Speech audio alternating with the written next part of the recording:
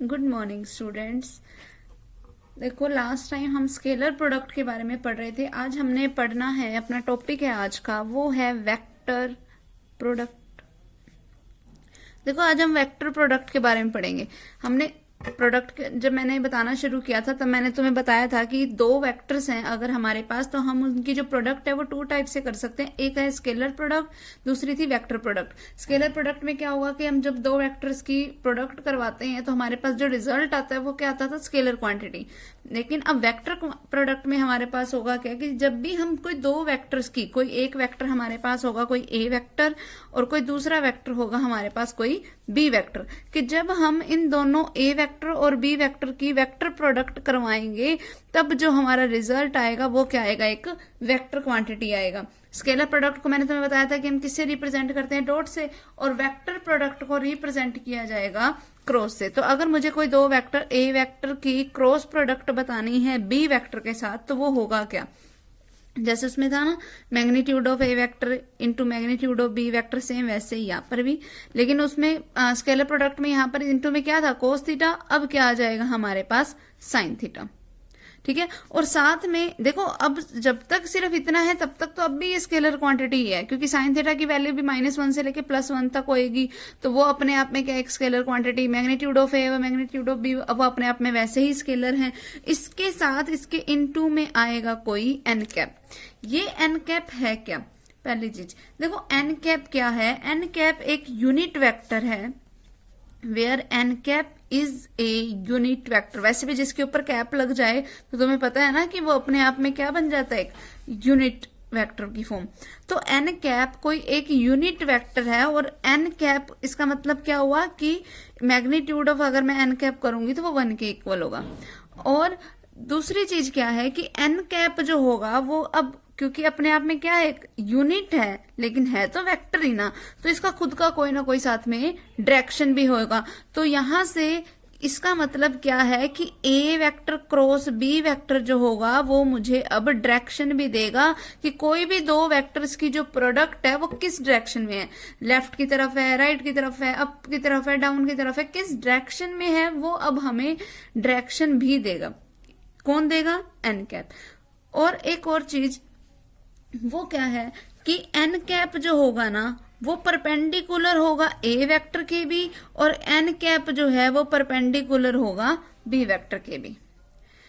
ठीक है। तो एन कैप मुझे पता कैसे चलेगा कि अगर कोई भी हमारे पास कोई भी दो वेक्टर हैं किसी भी एक प्लेन के ऊपर, ठीक है, तो एन कैप जो होगा वो ए वेक्टर बी वेक्टर दोनों के ही परपेंडिकुलर भी होगा, वो यूनिट वेक्टर होगा। उसकी वजह से मुझे डायरेक्शन पता चलेगी। तो एन कैप पॉजिटिव भी हो सकता है, नेगेटिव भी हो सकता है, कुछ भी होगा। ठीक है। तो अगर वेक्टर प्रोडक्ट की डेफिनेशन बतानी हो तो मैं कैसे बताऊंगी, the vector product of two vectors A vector and B vector is written as A vector cross B vector and is defined as a vector a vector cross b vector is equals to magnitude of a vector magnitude of b vector into में sin theta n cap, where magnitude of a vector a के equal होगा, magnitude of b vector b के equal होगा, और sin theta हमारे को क्या बताएगा, थीटा जो होगा वो हमें एंगल बताएगा ए और बी वेक्टर के बीच का। एन कैप क्या होगा, N cap is a unit vector perpendicular to both A vector and B vector. ठीक है। और इसके अब आगे अगर हम इसके इंपॉर्टेंट रिजल्ट्स पढ़ें तो वो क्या होंगे कि अगर कभी मुझे ये दिया हुआ है that A vector cross B vector is equal to 0, तब इसका मतलब क्या हुआ कि magnitude of A vector into magnitude of B vector into में साइन थीटा इंटू में एन कैप 0 के इक्वल हो गया, है ना। तो यहां से अब मुझे क्या रिजल्ट मिला, क्या कि या तो मैग्नीट्यूड ऑफ ए वेक्टर 0 के इक्वल है, या फिर मैग्नीट्यूड ऑफ बी वेक्टर 0 के इक्वल है, या फिर साइन थीटा 0 के इक्वल है। आगे समझ। ठीक है। यहाँ पर हम ये एन कैप जो है उसको नहीं लेके चलेंगे। क्यों, क्योंकि एन कैप अपने आप में क्या है, एक यूनिट वेक्टर है, और ये तो अबव द प्लेन है, क्योंकि अगर ए वेक्टर को यहाँ बना हुआ है, कोई बी वेक्टर को यहाँ बना हुआ है, तो एन वेक्टर तो कोई इसके ऊपर है, इस तरीके से परपेंडिकुलर है वो तो। ठीक है। तो हम सिर्फ या क्या बोलेंगे कि या तो magnitude of A vector zero के इक्वल है, या फिर magnitude of B vector zero के इक्वल है, या फिर साइन थीटा किसके इक्वल है, जीरो के। और वैसे भी अगर मैं एन कैप लेके को अगर जीरो के इक्वल बोलूं तो फिर तो वैसे भी ये सारा खत्म ही हो जाएगा। एन कैप तो हमने यही बोला कि वो यूनिट वेक्टर है, तो वो तो जीरो के इक्वल हो ही नहीं सकता ना।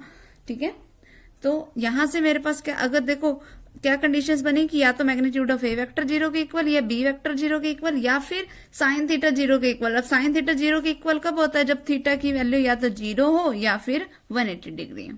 आगे समझ। फिर अब देखो, अगर हम इसके अगली सेकंड प्रॉपर्टी की बात करें कि अगर मुझे ये गिवन है कि A vector and B vector are non zero vectors, अगर ये दोनों कोई नॉन जीरो वेक्टर्स है, मतलब कि तब उस केस में magnitude of A vector zero के इक्वल नहीं हो सकता, मैग्नीट्यूड ऑफ बी वेक्टर के बी जीरो के इक्वल नहीं हो सकता।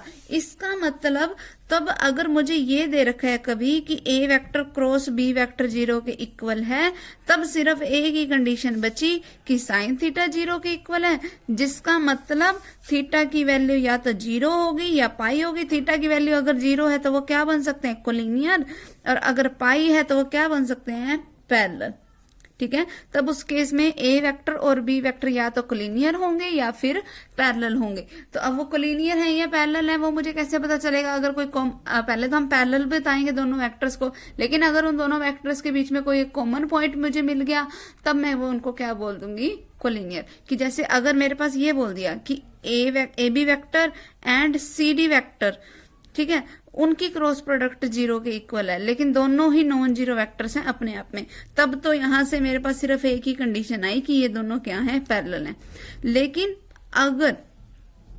लेकिन अगर ये चीज ऐसे होती, ए बी वेक्टर और बी सी वेक्टर मेरे पास जीरो के, इनकी क्रॉस प्रोडक्ट अगर मेरे पास जीरो के इक्वल होती, तब यहाँ पर हमारे पास कोई एक बी वेक्टर क्या आ गया, कोई एक कॉमन पॉइंट आ गया, तब यहाँ से कंडीशन अराइज होएगी कोलिनियर या फिर पहले पैरेलल वाली। लेकिन क्योंकि बी एक कॉमन पॉइंट है तो मैं इसको क्या बोल दूंगी, कोलिनियर। आगे समझ। फिर देखो, अगर मुझे ये दे रखा है कि कभी किसी सम में कि अगर थीटा की वैल्यू π/2 है, then A vector cross B vector क्या होगा, तब क्या होगा, A vector cross B vector magnitude of A vector into magnitude of B vector into में एन कैप। ठीक है, क्योंकि यहाँ पर साइन 90 आएगा इंटू में, जिसकी वैल्यू क्या होती है 1।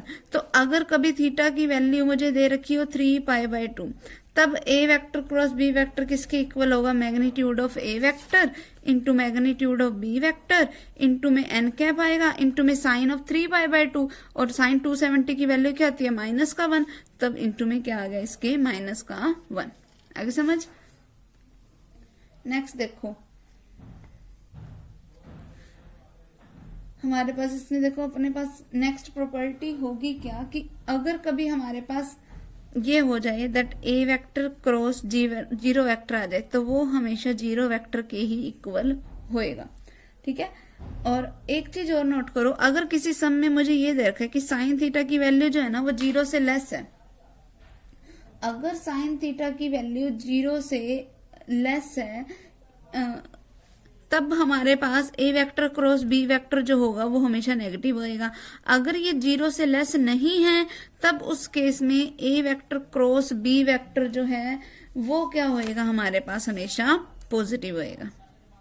ठीक है, अगर ये जीरो से लेस नहीं है, अगर ये जीरो से बड़ा तो ये रिजल्ट भी पॉजिटिव होएगा, अगर ये जीरो से लेस हो गया तब ये रिजल्ट भी क्या होएगा, नेगेटिव होएगा।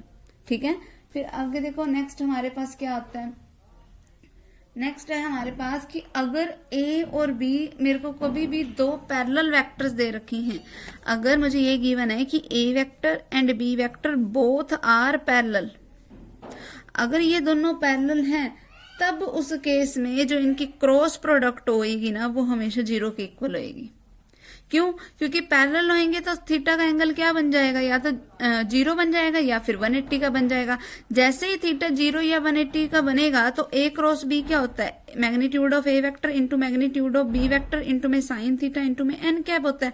तो यहाँ पे साइन जीरो आएगा, साइन जीरो की वैल्यू जीरो, तो ये सारा जीरो, फिर साइन 180 पुट करोगे तब भी रिजल्ट जीरो। तो कभी भी अगर मुझे ए वेक्टर और बी वेक्टर अगर पैरेलल दे रखे हैं तो उनका एंगल क्या होता है, जीरो या फिर 180, तो उस वजह से ये सारा ए क्रॉस बी क्या हो जाएगा, हमेशा जीरो के इक्वल।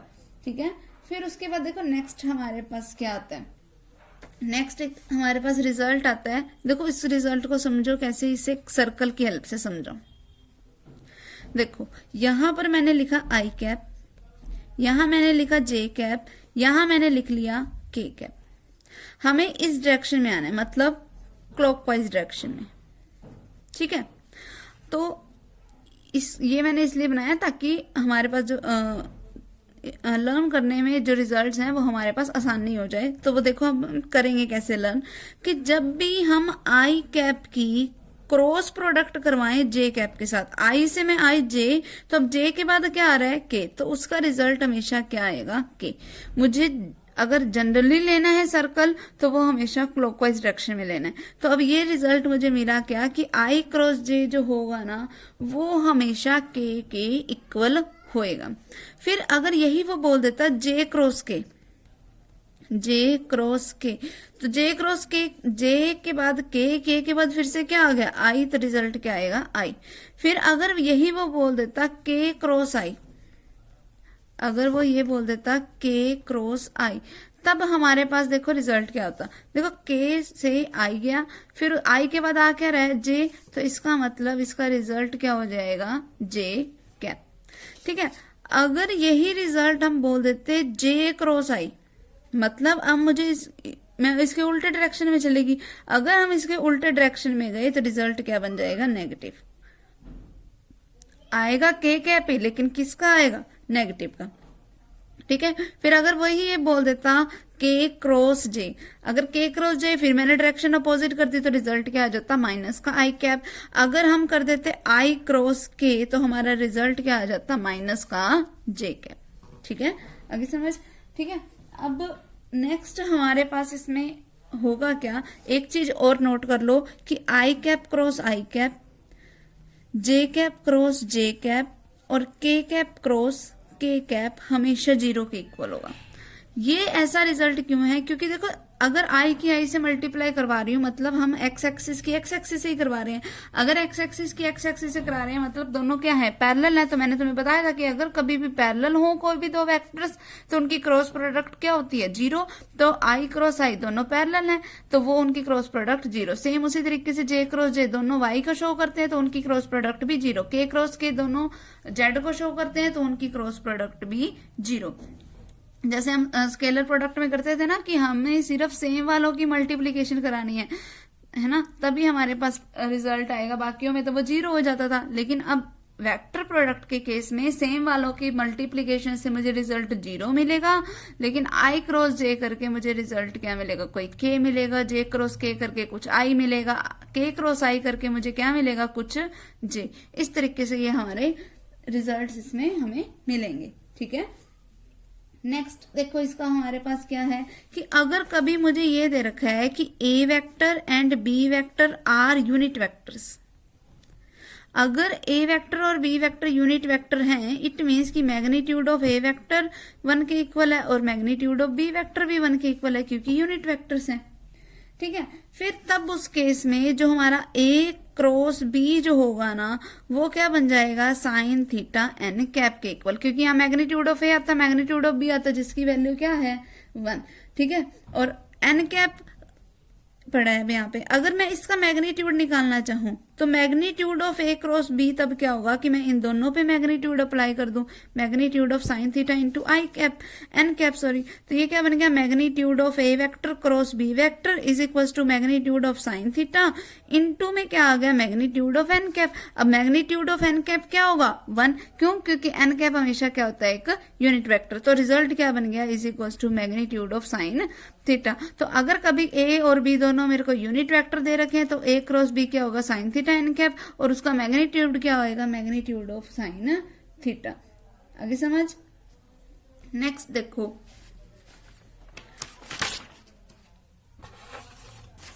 नेक्स्ट है हमारे पास अगर मुझे कोई भी दो वेक्टर्स ए वेक्टर और बी वेक्टर के बीच का एंगल निकालना हो तब मैं वो कैसे निकालूंगी।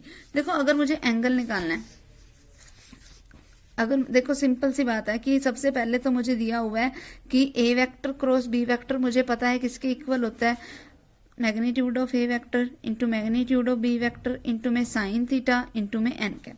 अगर मैं इसके सारी तरफ फिर से मैग्नीट्यूड अप्लाई कर दूं तो मैं क्या बोल सकती हूँ, that magnitude of A vector cross B vector is equals to होगा magnitude of A vector into magnitude of B vector into में साइन थीटा इंटू में मैग्नीट्यूड ऑफ एन कैप। यहाँ पे मैंने साइन थीटा का मैग्नीट्यूड इसलिए नहीं लिया क्योंकि अगर हम बात करें एक्यूट एंगल के केस में, ठीक है, एक्यूट एंगल है तो हमारे पास रिजल्ट क्या होएगा, पॉजिटिव होएगा। फिर अब तुम्हें पता है कि मैग्नीट्यूड ऑफ एन कैप तो 1 के इक्वल होता है, तो मतलब ये बन क्या गया, that magnitude of A cross B will be equals to magnitude of A vector into magnitude of B vector into में ओनली क्या बच गया, साइन थीटा। तो यहाँ से क्या बना, साइन थीटा किसके इक्वल होगा, ये दोनों इधर डिवाइड में चल जाएंगे तो क्या बनेगा, magnitude of A cross B divided by magnitude of A into magnitude of B vector. तो साइन थीटा किसके इक्वल आ गया, magnitude of A vector cross B vector divided by magnitude of A into magnitude of B के। Clear. तो अब next हम result की बात करते हैं कि अगर मुझे कभी एन कैप निकालना हो, अब मुझे क्या निकालना है, एन कैप निकालना है। तो एन कैप निकालने का तरीका क्या होगा हमारे पास, वो देखो। एन कैप हमेशा निकाला कैसे जाएगा कि पहले तो प्लस माइनस लगाएंगे हम। प्लस माइनस किस लिए लगाया है, क्योंकि ये हमें डायरेक्शन देता है, तो वो अपोजिट भी हो सकती है, सेम डायरेक्शन भी हो सकती है, तो वो डिपेंडिंग अपॉन कंडीशंस हैं। तो पॉजिटिव और नेगेटिव दोनों आएंगे, ठीक है, पॉजिटिव नेगेटिव लगा दिया। फिर उसके बाद नेक्स्ट चीज हम क्या लगाएंगे यहाँ पर, N cap will be equals to magnitude of A cross B divided by magnitude of A into magnitude of B vector. ठीक है। अब ये ऐसा रिजल्ट क्यों आया, सॉरी एक सेकेंड, एन कैप किसके इक्वल होगा, plus minus of A vector cross B vector divided by magnitude of A cross B vector के इक्वल आएगा। ठीक है, ऐसा क्यों है वो सुनो। देखो, अगर हमारे पास, अगर हम जनरल कंडीशंस की बात करें तो हमें पता है दैट ए क्रॉस बी किसके इक्वल है, magnitude of A into magnitude of B into में साइन थीटा इंटू में एन कैप, है ना। ये यही होता है हमारे पास। तो मैं यहां से क्या बोल सकती हूँ कि अगर मैं इसकी वैल्यू निकाल लूं यहां से, देखो तो ये सारी चीज किसके इक्वल थी, magnitude of A vector cross B vector के। तो यहाँ पर पुट कर दो तो क्या बन गया, A cross B will be equals to magnitude of A cross B. इस सारे की जगह पे मैंने डायरेक्ट यही पुट कर दिया, इसका मैग्नीट्यूड पुट कर दिया, इनटू में क्या पड़ा है, एन कैप। तो एन कैप मेरा किसके इक्वल आई है, क्वांटिटी इधर मल्टीप्लाई में, इधर आएगी तो डिवाइड में, तो क्या बन गया N cap, A vector cross B divided by magnitude of A cross B. आगे समझ, ठीक है, क्योंकि फिर ये हमारे को डायरेक्शन देता है तो इसके आगे क्या लगेगा, साथ में प्लस माइनस का साइन भी लगेगा। नेक्स्ट देखो, अगर कभी मुझे एरिया ऑफ पैरेललोग्राम निकालना हो, अगर मुझे क्या निकालना है, एरिया ऑफ पैरेललोग्राम, अगर हमारे पास विद एडजेसेंट साइड्स, अगर ये हमारे पास कोई एक पैरेललोग्राम है, ये हमारे पास कोई ए वेक्टर है, ये मेरे पास कोई बी वेक्टर है, अगर मुझे एरिया ऑफ पैरेललोग्राम निकालना है with adjacent sides A vector and B vector, तो वो किसके इक्वल होगा, हमेशा magnitude of A vector cross B vector. Area है तो कोई एक स्केलर क्वांटिटी आएगी रिजल्ट, इसीलिए इसका क्या लिया हुआ है, मैग्नीट्यूड। फिर अगर मुझे एरिया ऑफ ट्रायंगल निकालना है, तो एरिया ऑफ ट्रायंगल अगर मुझे निकालना है तो एक तरीके से इतना सही निकालना है, मुझे यही ट्रायंगल का निकालना है। अगर ये कोई बी वेक्टर है तो ये भी कोई बी वेक्टर होगा। अगर मुझे किसी एक ट्रायंगल का एरिया निकालना है तो बस इस पूरे पैरेललोग्राम का वो हाफ हो जाएगा। तो पैरेललोग्राम का अगर area magnitude of A cross B है तो एरिया ऑफ ट्रायंगल क्या हो जाएगा, half of magnitude of A cross B. ठीक है। फिर अगर मुझे निकालना है area of parallelogram with diagonals, जब मुझे डायगोनल्स दे रखे हैं A vector and B vector, अगर डायगोनल्स मुझे A vector and B vector दे रखे हैं, तब अगर मुझे एरिया ऑफ पैरेललोग्राम बताना है तो वो हमें इक्वल होगा half of A cross B के। ठीक है, क्लियर। ये इसका हमारे पास रिजल्ट हो जाएगा। नेक्स्ट देखो हमारे पास आता क्या है, देखो नेक्स्ट हम बात करते हैं प्रॉपर्टीज ऑफ वेक्टर प्रोडक्ट की। वेक्टर प्रोडक्ट, जैसे हमारे पास स्केलर प्रोडक्ट की प्रॉपर्टी थी ना कि स्केलर प्रोडक्ट हमेशा क्या होती है, कम्यूटेटिव। तो vector product is not commutative. Not क्यों, वो सुनो। देखो, जब हम A vector cross B vector करते हैं तो हमारे पास रिजल्ट बनेगा magnitude of A into magnitude of B into में साइन थीटा इंटू में एन कैप। लेकिन जब हम बी क्रॉस ए करेंगे तब इसका डायरेक्शन क्या हो गया, देखो एन कैप जो होता है इस केस में वो हमें डायरेक्शन ही तो देता है। अब मैंने इनका डायरेक्शन ही चेंज कर दिया, पहले मुझे जाना था ए से बी, लेकिन अब मैं चली कहाँ गई, उसके अपोजिट डायरेक्शन में, बी क्रॉस ए में चले गए। तो ए क्रॉस बी से क्योंकि डायरेक्शन अपोजिट हो जाएगा तो साथ में हमेशा क्या लगेगा, माइनस का साइन। तो ए क्रॉस बी जो है वो हमेशा इक्वल्स टू होगा minus of B cross A के, ठीक है। फिर उसके बाद हमारे पास जो सेकंड प्रॉपर्टी आती है वो क्या आती है कि अगर मेरे पास कभी ऐसा हो एम ए वेक्टर की अगर मुझे क्रॉस प्रोडक्ट करवानी है बी वेक्टर के साथ, तो वो हमेशा इक्वल्स टू होगा M times of A cross B के, इक्वल्स टू होगा ए क्रॉस एम इंटू में बी वेक्टर के, ठीक है। स्केलर वाले से स्केलर की मल्टीप्लीकेशन पे कोई भी फर्क नहीं पड़ेगा। फिर अगर मुझे कभी डायरेक्ट ए क्रॉस बी मुझे निकालना हो, ठीक है, ए क्रॉस बी निकालना कैसे जाता है वो देखो।